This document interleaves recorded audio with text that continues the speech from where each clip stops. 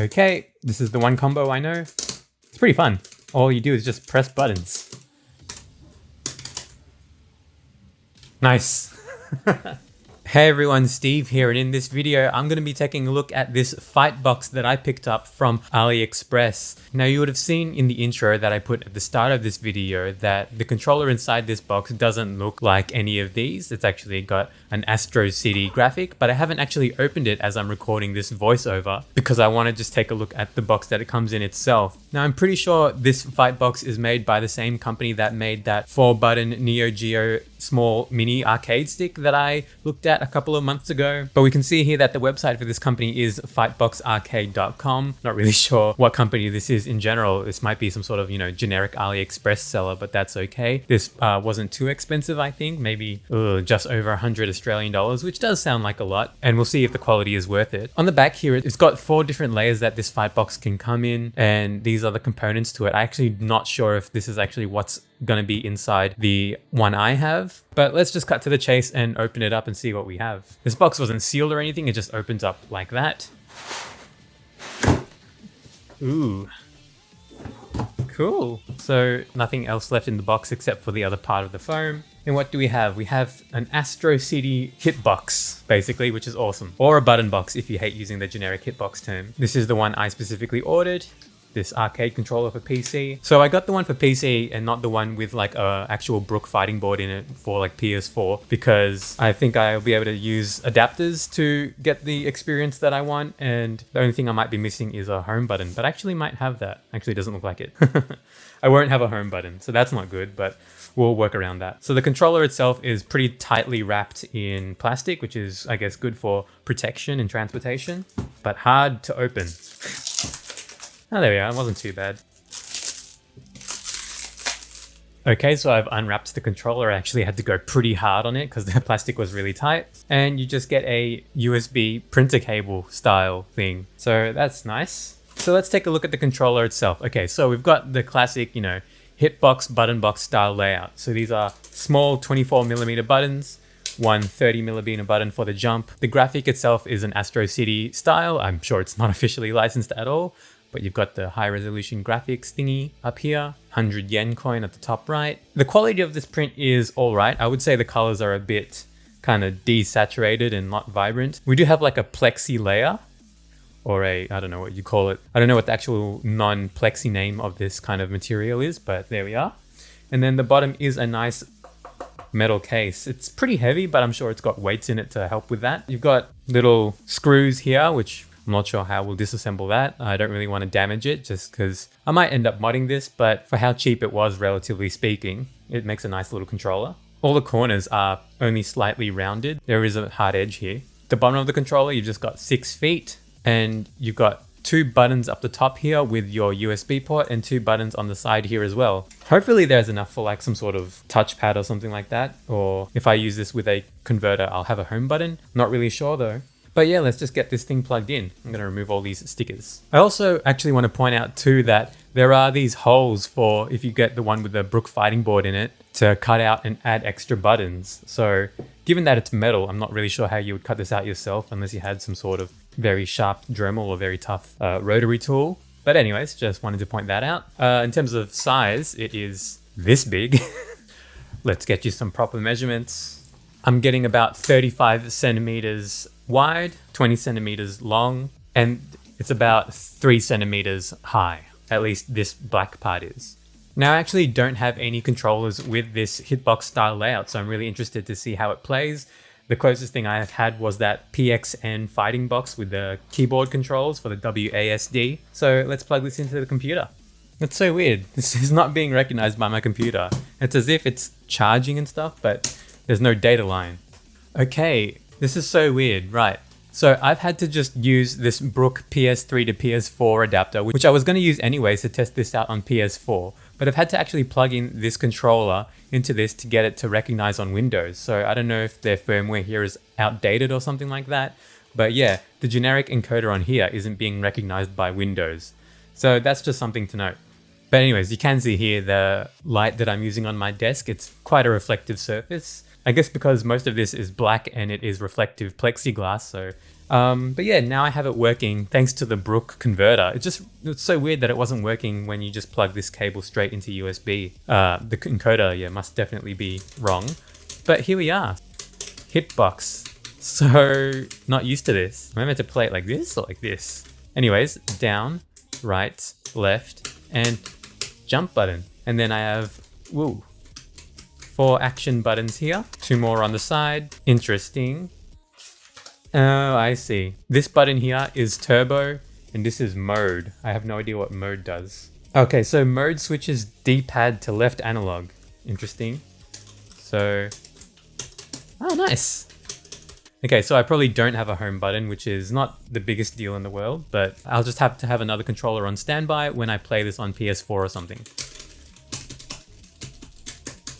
Okay, so I finally have this controller working with Street Fighter 30th Anniversary Collection on Steam, but to do this I'm using a ridiculous setup. I'm going into a Brook PS3/PS4 to PS2 adapter into a Brook PS2 to Xbox One adapter just so that Windows 10 is able to recognize this controller as an Xbox 360 controller or an Xbox One controller. So a really unnecessarily awkward setup just because the encoder in this thing is for whatever reason not working, and I blame, I guess, the manufacturer. But here we are. I'm just gonna configure my controls. I still have to get used to navigating menus like this. Do I even have a start button? I am totally gonna mess this up, I know it. Huh?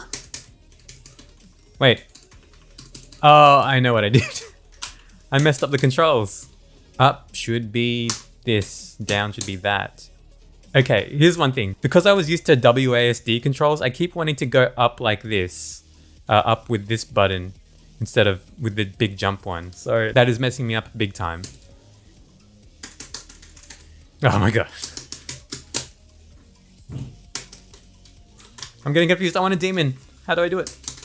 Oh, no. Nice.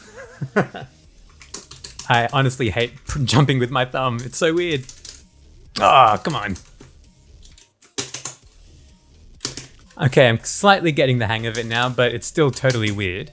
But I think that might do it for the PC test. Okay, quick interruption, Steve here. I'm actually recording this clip on a different day than the rest of the video because I realized that it shouldn't be the case that this controller just straight up doesn't get recognized by my computer. So I did a little bit of digging in and I saw that without using any converters and going straight from the encoder in this thing to a USB port, it was being recognized by Windows, but as a different device. And for whatever reason, it must be the ID of the encoder on this thing, but it basically took up that same slot. And because it was a mouse style input device, it wasn't coming up as a USB game controller. So what I've gone ahead and done is, inside my device manager, I've removed that device and I've made sure to install one of Windows' generic USB joystick drivers. And it turns out that this controller now does work without the help of any adapters whatsoever.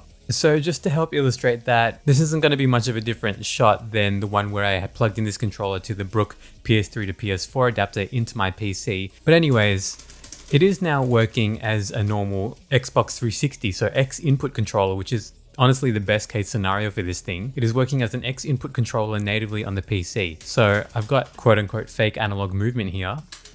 And if I press the mode switch, it now becomes a D-pad and all the buttons here work as expected. And I've got a back and select on the side. So I just wanted to show that because in the rest of the video, which is basically the first time and my first impressions of this controller, because the PC functionality wasn't working, I basically badmouth it a little bit and say that it's a shame that the encoder doesn't work. Now, I will say that given that the encoder in here took up the USB device ID of something that already exists on my computer, that's not ideal. I think this has never happened to me before, so the fact that I had to deal with that and kind of troubleshoot it myself is a bit annoying, so I'm not going to let it go scot-free, but I did want to just give it a fair chance and let you know that this thing did end up working on my computer natively, but you do have to kind of mess around with the drivers if you find it that it doesn't recognize the controller itself. So yeah, that's just it for this quick little interruption. Now back to the rest of the video where I test it out on the PS4.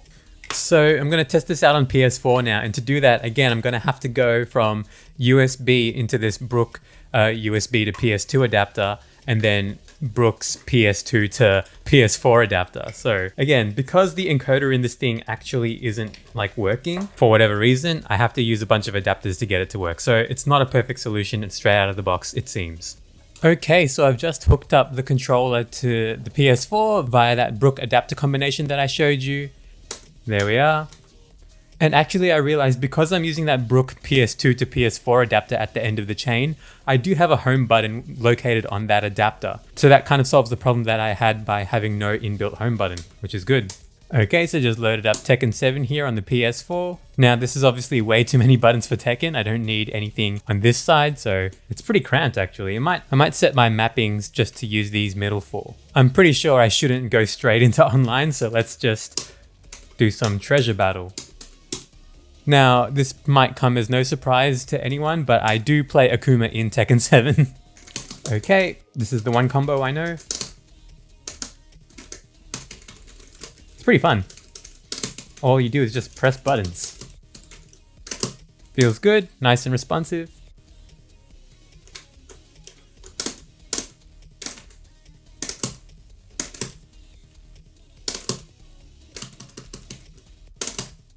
But anyways, let's try and open this thing up. So I'm going to use my patented dumbbells techniques to support this, even though, you know, I'm not really going to be damaging any levers if I lay it on its face, but I don't want to smush the buttons. So let's see what we have. Okay, so to open this thing up, I'm actually not sure. The only screws that I can see are these feet themselves. So maybe they're holding in the top and the bottom into place. That's all there is to it. So that's how deep the feet go, so I doubt they're holding it in, but they are covering up these screw holes, so there's probably something in there. Okay, I see. So it's hard to capture on camera, but I can see inside here by using like the camera light that these are almost riveted in, which is really a terrible idea it seems. But yeah, I don't know, there's no way for these to just like come off, which sucks. I think they are riveted in. So that means you can't really customize this and you can't even debug what's going on with it. So yeah, I guess I just have to put the feet back and then deal with this controller as it is. Very unfortunate and not ideal that they've riveted this case together. Again, can't customize it. I think they just want you to buy whatever they give you. So I guess that just about does it for my unboxing, testing, and teardown fail of this fake Astro City Hitbox from AliExpress, the Fightbox made by Fightbox Arcade. Unfortunately, they riveted the top of this plexi case to the metal base, meaning that we can't really tear it down without probably irreversibly damaging it, or I don't have the expertise to fix that. But anyways, would I recommend this controller overall? There are versions of this with a Brook fighting board inside of it, apparently. And with that, I hope it's more reliable and I guess more compatible with everything. This plexi is a bit of a fingerprint magnet. It looks kind of gross. Again, I think I only paid around just over like 100 Australian dollars for this thing. I'll put up the listing that I bought from AliExpress on screen.